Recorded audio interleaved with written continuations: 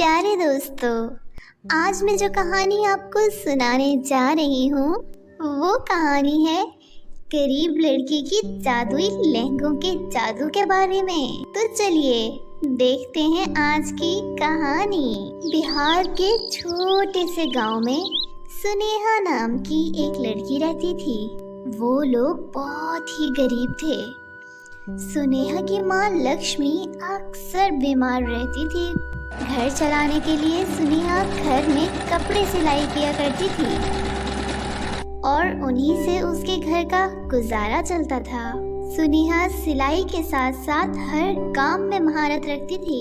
कमी थी तो बस उसकी खूबसूरती की।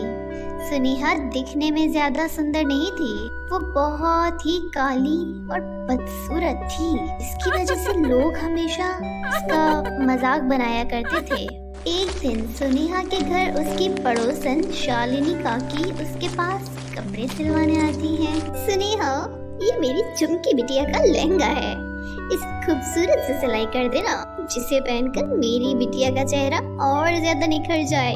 बेटी की शादी की बहुत बहुत बधाई हो शालिनी काकी। अरे तू कब करवाएगी अपना ब्याह? तेरे साथ की सभी लड़कियों की शादी हो चुकी है और तेरे साथ की सभी लड़कियों के बाल बच्चे भी हो चुके हैं और कुछ ही दिनों में मेरी झुमकी बिटिया की भी डोली उठ जाएगी। शालिनी काकी, शायद मेरे हाथों की लकीरों में जिंदगी भर दूसरों का लहंगा सिलना ही लिखा हुआ है। इतना बोलते ही सुहानी की आंखों में आंसू आ जाते हैं। अरे सुनेहा बिटिया, इसमें तुम्हारी कोई गलती नहीं है। आजकल तो शादियों को लेकर 36,000 चोंचले होते हैं, फिर तेरी तो दशा ही निराली है। पैदा होते ही बाप मर गया, माँ भी बेचारी लाचार ही पड़ी रहती है। ऊपर से ये तेरा काला पक्का रंग और फिर ऊपर से गरीबी की मार, यही सब तेरे ब्याह के रास्ते में पहाड़ बनकर खड़ी है। अच्छा बेटी, अब मैं चलती हूँ। देख माँ, सबकी तरह शालिनी काकी भी बातों ही बातों में मेरे काले रंग का मजाक उड़ा कर गई है। सुनेहा लहंगा सिलने में मसरूफ हो जाती है। अरे वाह, कितना सुंदर लहंगा सिलाई किया है मैंने। जब रानी इस लाल लहंगे को पहनेगी तो कितनी सुंदर लगेगी। ये सोचकर सुनेहा उस लहंगे को पहनकर खुद को शीशे में देख रही थी। तभी लहंगा लेने वाली वहाँ झुमकी सुनेहा के घर आ जाती है और सुनेहा को लहंगा पहने देखकर गुस्से से कहती है, अरे ओ कलमुही, तेरी हिम्मत कैसे हुई मेरे इस खूबसूरत लहंगे को अपने काले और बदसूरत जिस्म पर पहनने की? तू जैसी गरीब भिखारिन की औकात नहीं है इतना महंगा लहंगा पहनने की। तेरे गंदे बदबूदार कपड़े ही तेरी औकात है, समझी? चल जल्दी से मेरा लहंगा दे। झुमकी की बातें सुनकर सुनेहा का बहुत दिल दुखता है। सुनेहा रोते हुए झुमकी को लहंगा दे देती है और ऊपर वाले से शिकायत करते हुए बोलती है, ऐ ऊपर वाले, तूने मुझे इतना काला और बदसूरत क्यों बनाया? हर लड़की का एक सपना होता है, वो सच संवर कर डोली में बैठकर अपने राजकुमार के घर जाएगी, लेकिन मेरे सारे अरमानों के बीच मेरा ये काला और बदसूरत रूप बनकर बैठा है, जिसे देखो हर कोई मेरी बदसूरती का मजाक उड़ाता है। आखिर मेरे साथ ही ऐसा क्यों ऊपर वाले? मैंने ऐसा कौन सा पाप किया है जिसकी मुझे ये सजा मिल रही है? सुनेहा लगातार रोए चली जा रही थी। अपनी बेटी की सिसकियों को सुनकर लक्ष्मी की आंख खुल जाती है और वो उठकर सुनेहा से कहती है, मेरी बच्ची, ऐसा नहीं कहते। इंसान सूरत से नहीं बल्कि मन से सुंदर होता है और मेरी बिटिया रानी तो दिल की बहुत ही सुंदर है। लेकिन आज के इस दौर में इंसानों की आंखों पे पैसे और रूप की पट्टी चढ़ी हुई है। लेकिन तू चिंता मत कर बेटी, एक दिन ऊपर वाला सब ठीक कर देगा। इतना बोलकर दोनों माँ बेटी सो जाती हैं। ऐसे ही वक्त गुजर रहा था। लक्ष्मी को अपनी बेटी की शादी की बहुत ही फिक्र लगी रहती थी और वो अपनी बेटी का रिश्ता तलाश करने की हर मुमकिन कोशिश करती है। वो हर रिश्तेदार के घर जाती है, लेकिन हर कोई सुनेहा के काले रंग को देखकर रिश्ते से मना करके चला जाता है। बड़ी ही मुश्किल से लक्ष्मी को एक रिश्ता मिलता है। वो लोग सुनेहा को देखने उसके घर आते हैं। जैसे ही सुनेहा चाय लेकर उनके सामने आती है, अरे ये कैसी बेटी है आपकी? अरे कहाँ मेरा बेटा दूध सा सफेद और कहाँ आपकी बेटी कोयले की कान। माफ करना बहन जी, ये रिश्ता नहीं कर सकते हम। ऊपर वाले से डरो और मेहरबानी करके मेरी बेटी को ठुकरा के मत जाओ। मैं आपके आगे हाथ जोड़ती हूँ। मेरी बेटी दिल की बहुत ही अच्छी है। वो आप लोगों को कभी कोई शिकायत का मौका नहीं देगी। हम पर रहम कीजिए। ठीक है, लेकिन हमारी भी कुछ शर्तें हैं। देखो लक्ष्मी बहन, वैसे तो मेरे बेटे के लिए लड़कियों की लाइन लगी पड़ी है, लेकिन तुम चाहती हो कि मैं तुम्हारी बेटी को बहू बनाऊं, तो मेरी एक शर्त है। तुम्हारी बेटी से शादी करने के लिए ज्यादा कुछ नहीं, बस 5 लाख और 10 तोला सोना देना होगा। अगर मंजूर है तो बोलो। मुझे सब मंजूर है, बस आप ये रिश्ता मत तोड़िए। तो फिर ठीक है, ये रिश्ता तय रहा। माँ, आपने हाँ क्यों कह दिया? माँ, इतने सारे पैसों का बंदोबस्त आखिर कैसे होगा? उसकी फिक्र तू मत कर बेटी। तूने वैसे भी हमारी वजह से बहुत दुख झेले हैं और अब और नहीं। संजय बहुत अच्छा लड़का है। उसकी माँ थोड़ी लालची है, लेकिन वो भी दिल की भली औरत है। बस एक बार मेरे जीते जी तेरा ब्याह हो जाए, फिर मैं सुकून के साथ तेरे बाबा के पास चली जाऊंगी। माँ, ये तुम कैसी बातें कर रही हो? मैं आपको छोड़कर कहीं नहीं जाऊंगी। ठीक है, तू अपना सिलाई वाला काम कर। मुझे अभी बहुत सारे काम हैं। अभी शादी की बहुत सारी तैयारियां करनी है।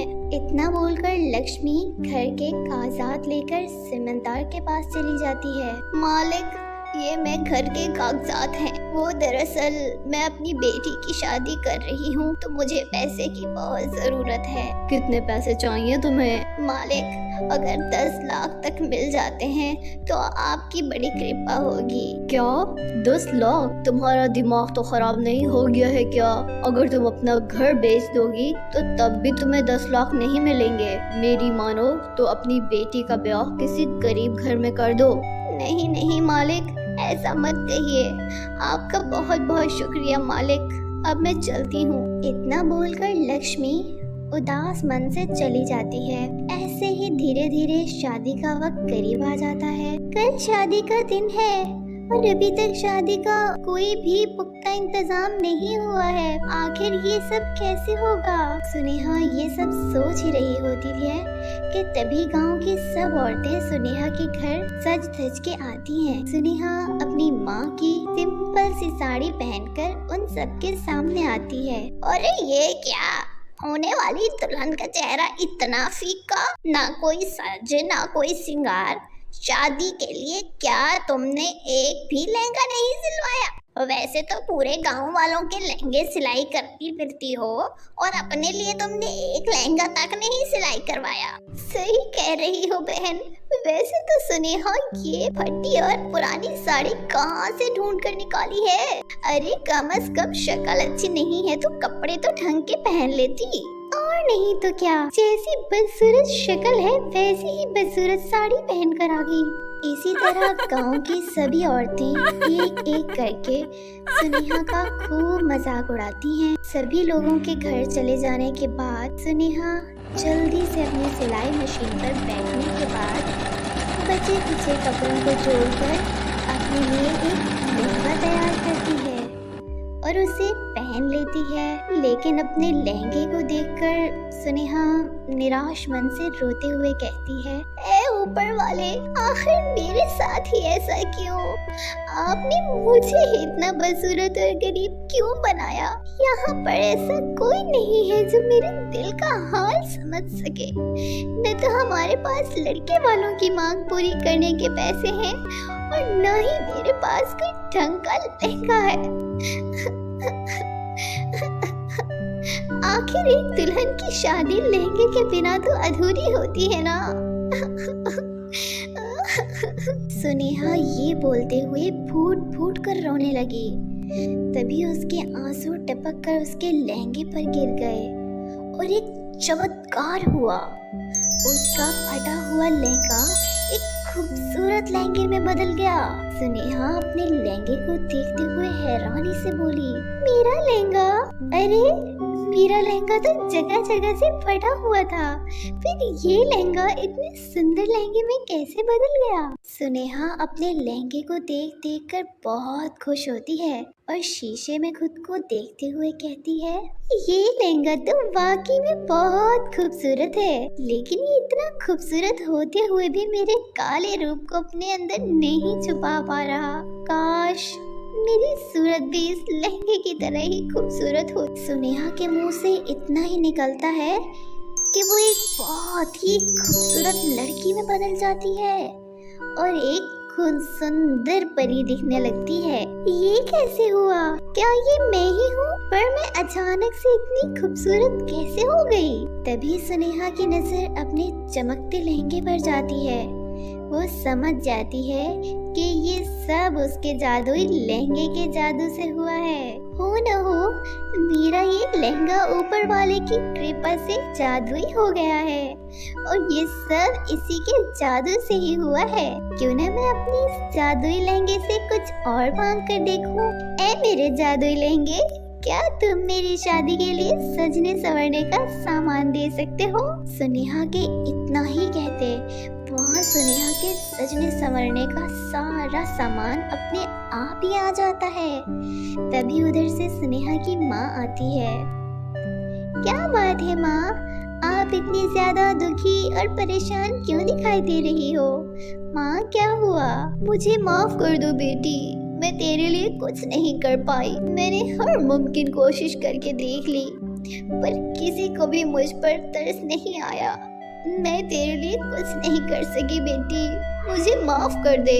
मेरा कलेजा तो ये सोचकर फटा जा रहा है कि कहीं आज तेरी बारात चौखट से वापस न लौट जाए। माँ आपको अब किसी भी बात की फिक्र करने की जरूरत नहीं है। बारात के आने का वक्त हो रहा है और आप बस अब देखती जाओ। उनकी सारी मांगे हम जरूर पूरी करेंगे। पर कैसे बेटी, बारात आने में तो बस कुछ ही वक्त बचा है। ऐ जादुई लहंगे, मेरी माँ की मदद करो। सुनेहा के इतना बोलते ही वहाँ सोने और पैसों का ढेर लग जाता है। ये सब देखकर लक्ष्मी हैरान हो जाती है। फिर सुनेहा अपनी माँ को जादुई लहंगे के बारे में सब कुछ बताती है। ये सब सुनकर उसकी माँ बहुत ही ज्यादा खुश होती है। धन्य हो ऊपर वाले की, आज उन्हीं की कृपा से ये सब हो पाया है। सुनेहा मैं बहुत ही खुश नसीब हूँ कि तू मेरी बेटी है। अब तू देखना बेटी, तेरी शादी में कितनी धूमधाम से करती हूँ। लक्ष्मी उन पैसों से बहुत ही अच्छे से शादी की तैयारियां करती है। कुछ ही देर में बारात भी आ जाती है। पूरे गांव वाले शादी की इतनी अच्छी तैयारियां देखकर हैरान हो रहे थे। तभी सुनेहा भी आ जाती है। अरे बहन, ये काली अमावस जैसी दिखने वाली सुनेहा आज अचानक से पूनम के चांद में कैसे बदल गई? ये चमत्कार कैसे हो गया? अरे वो देखो, दहेज का सामान, कितना सारा सामान दिया है लक्ष्मी ने। वैसे तो हमेशा रोती फिरती थी, फिर इतने सारे पैसे न जाने किस मिट्टी के नीचे गाड़ रखे थे। तभी तो इतनी धूमधाम से अपनी बेटी की शादी कर रही है। अरे सुनेहा के लहंगा तो देखो, कितना सुंदर लहंगा है, कितना खिल रहा है सुनेहा इस लहंगे में। अरे बेटा, तू हमारी ही बहू है ना? अरे ये तो चाय की पत्ती से भी काली थी, फिर एकदम से इसका रंग कैसे निखर गया? और ये लोग तो हमारी मांग से भी ज्यादा दहेज दे रहे हैं। बेटा कहीं ये दोनों माँ बेटी को जादूगरनियां तो नहीं? और फिर बहुत ही धूमधाम से सुनेहा और संजय की शादी हो जाती है और सुनेहा अपनी माँ से विदा लेकर अपने ससुराल आ जाती है। शुक्रिया मेरे जादुई लहंगे, आज तुम्हारी वजह से ही ये सब मुमकिन हो पाया है। तुम्हारी वहाँ से मेरे घर बसा है। आज जो हर तरफ हमारी तारीफ हो रही है, ये भी तुम्हारी वजह से ही है। मेरे जादुई लहंगे, तुम्हारा बहुत बहुत धन्यवाद। तो मेरे प्यारे दोस्तों, शादी के जादुई लहंगे की कहानी आप सबको कैसी लगी? हमें लाइक और कमेंट करके जरूर बताइएगा। मिलते हैं नेक्स्ट कहानी में।